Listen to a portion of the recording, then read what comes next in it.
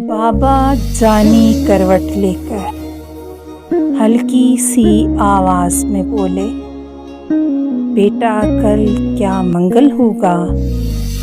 गर्दन मोड़े बिन मैं बोला, बाबा कल तो बुध का दिन है।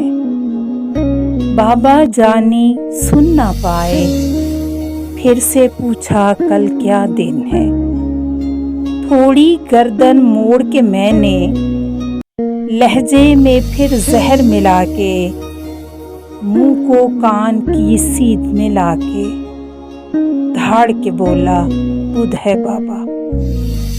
आंखों में दो मोती चमके, सूखे से दो होंठ भी लर्जे।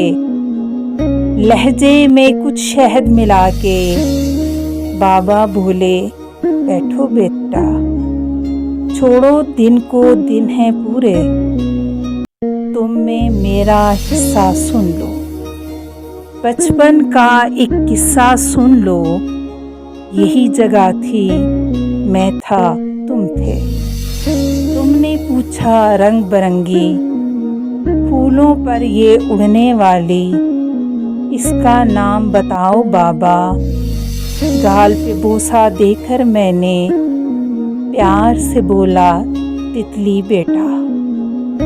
तुमने पूछा क्या है बाबा, फिर मैं बोला, तितली बेटा। तितली तितली कहते सुनते एक महीना पूरा गुजरा। एक महीना पूछ के बेटा, तितली कहना सीखा तूने। हर एक नाम जो सीखा तूने, कितनी बार वो पूछा तूने। तेरे भी तो दांत नहीं थे, मेरे भी अब दांत नहीं हैं।